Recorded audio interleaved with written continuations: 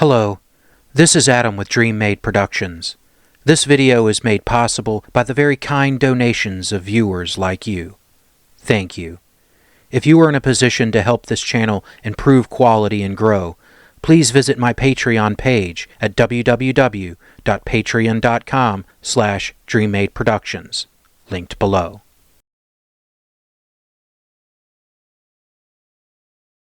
It is the 31st century, and mankind is once again at war.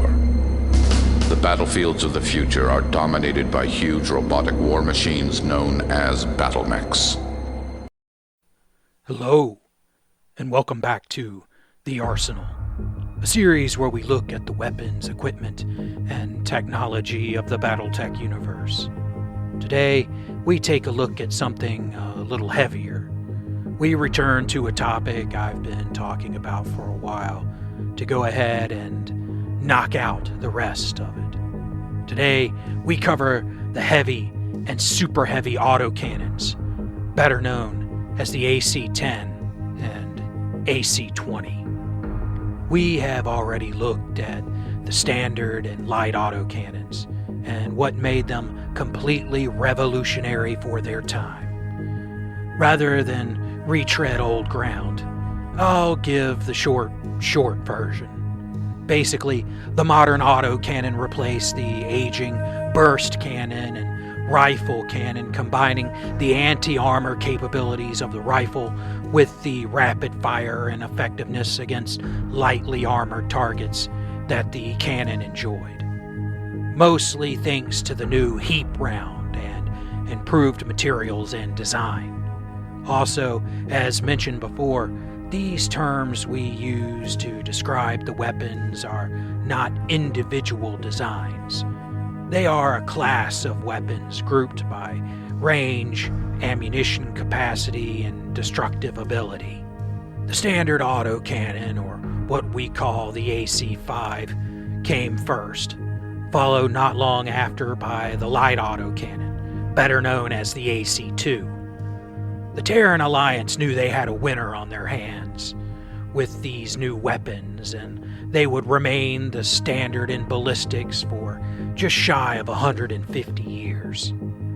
The fall of the Terran Alliance and humanity reorganizing itself into what would become neo-feudalism interrupted and delayed ongoing research projects, but in 2443, the Terran hegemony would introduce the prototype upscaled version of autocannon technology. The new heavy autocannon's damage could only be rivaled by the recently introduced particle projector cannon. Until the introduction of the heavy autocannon, nothing could match the destructive capability of the PPC. Well, aside from some very specialized systems far too large too heavy to mount to standard ground and air forces. The autocannon would give designers a ballistic alternative to the expensive directed energy weapon. After the introduction of the AC-10, the Terran hegemony would shift its focus away from the classic autocannon design. Their scientists and engineers felt they had achieved all they could from the now 200-year-old autocannon system. New materials were becoming available, and the implications of the Mackey's debut in 2439 were just starting to be understood. The heavy autocannon, or AC-10, is a large weapon, weighing 12 tons and taking up a considerable 7 criticals of space. As mentioned earlier, a burst from a 10-class autocannon punches hard enough, dealing 10 damage. At just 3 heat, the weapon runs far cooler than the PPC or large laser, its most direct competitors. Unlike prior autocannons, the heavy autocannon does not suffer from the difficulty of minimum range, but does have some slightly reduced range. An autocannon 5 operates beautifully out to range 5, somewhat less out to range 10, and anything beyond range 15 just becomes not feasible, even though rounds will travel somewhat beyond. Unsurprisingly, the weapon does require more and larger rounds. Still, a ton in the ammo bin will give you enough ammo for 10 full 6-second bursts. Holding down the trigger will blast an enemy with a steady stream of pain for a full minute before running dry, or switching to another auto bin. In my opinion, the AC-10 is a good weapon for any mech capable of carrying it. Our story would normally end there, but there are always people who simply must have the biggest gun. The Lyran Commonwealth was already conducting its own research into upsizing the standard autocannon into a heavier version. In typical Lyran fashion, their upsizing was significantly more ambitious than that carried out by the Hegemony. In 2490, the Lyran's heavy autocannon project was complete. Marketing firms in the Hegemony had spent untold millions establishing the autocannon product family. Light, standard, and heavy, a tool for every need. Rather cheekily, the Lyrans would usurp that system, introducing the super heavy or assault autocannon. In one move, the Lyrans had changed the game again, dethroning the AC-10 and PPC with their monster. To say the AC-20's damage capacity is extreme would be an understatement. Just 50 years prior, people marveled at the damage of the PPC and heavy autocannon. The assault autocannon's massive damage is paid for by its size. At 10 criticals in size and 14 tons of weight, only the heaviest of mechs generally carry the weapon. While technically possible for medium mechs to carry the AC-20, such mechs normally must be designed from the ground up to do so, such as the now legendary Hunchback. At 20 damage per burst, its damage was, and in some ways remains, unmatched. The AC-20 uses a lot of propellant, and all that heat can be a little hard to deal with. 7 heat per burst is extreme for a non-energy based weapon, but is still less than the large laser for nearly 3 times the damage. Like the AC-10, the AC-20 does not suffer from minimum range, but like the AC-10's range drop-off, the AC-20 also suffers from range reduction.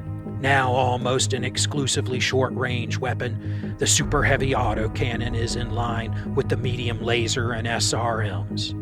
It's accurate out to a distance of 3, becomes a little unruly out to 6, and hopelessly inaccurate in anything past 9. The larger rounds really come into play here.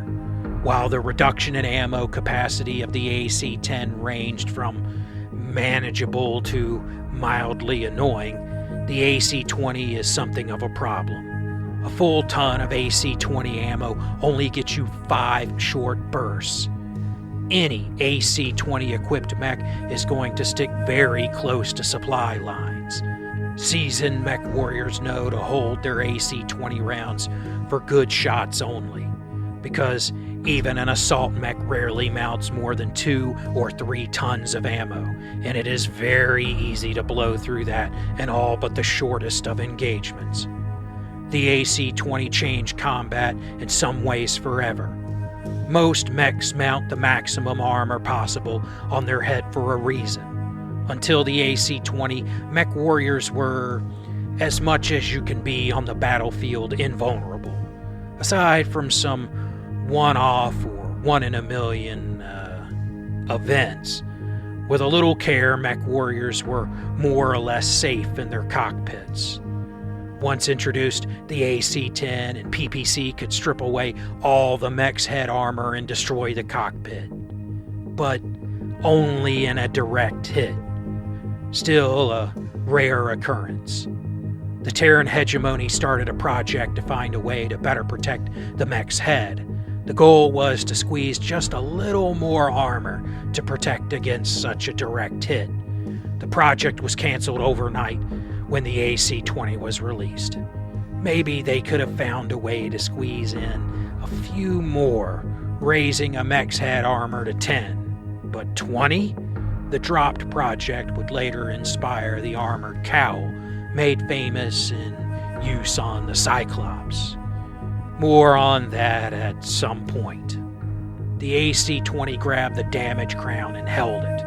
Even the Starlink's next-generation weapon systems, such as ER lasers and PPCs, or the new magnetically accelerated Gauss rifle, could not match the sheer destructive power of the AC-20. It would not be until the clans introduced the Ultra AC-20 in 2825, and even then, the Ultra AC-20 can't always surpass the classic.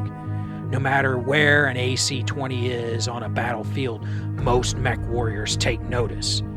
I know I sure do. Hunchbacks, Victors, Cyclopses, and especially King Crabs all get their priority pumped up compared to other members of their weight class.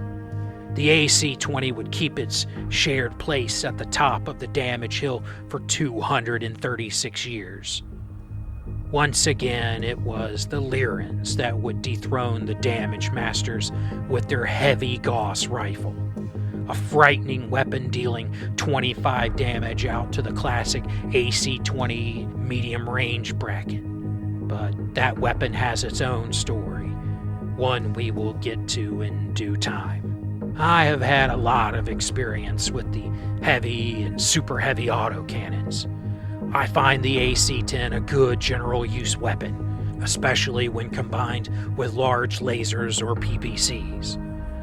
The Cataphract and the AS-7 RS Atlas surprised me with their effectiveness. I've enjoyed a lot of success with the Enforcer. The AC-20 is a beast and can make or break a force. I've found that the AC-20 works best when used in one of two ways. First is when the force is built around the AC-20. A King Crab escorted by a Victor is a powerful duo.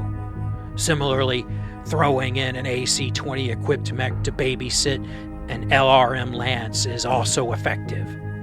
Drop a Hunchback in among a group of archers and longbows, well, slog through massed LRM fire, or convince some bug mechs to race ahead and face down a weapon that can scrap their whole machine in just one hit.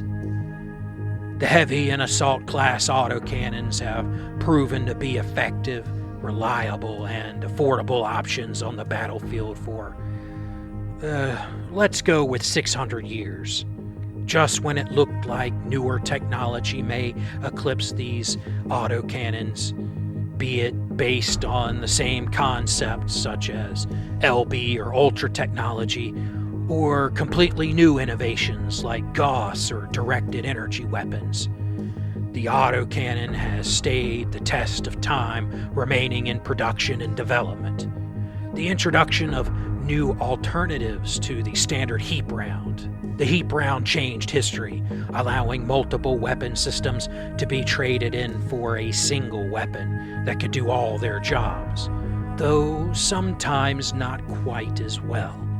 The introduction of alternatives such as armor-piercing, flak, precision, and others have breathed new life into the classic autocannon, trading the utility of heap rounds for the ultra effectiveness but narrow usage of a specialized round. We will look at these alternatives when the time comes. Until then, I would love to hear your opinions of the AC-10 and AC-20. With a system like the AC-20, there are tons of crazy stories out there. If you have a piece of equipment or technology you would like covered, let me know below. And as always, I hope you enjoy the battle reps that are to come.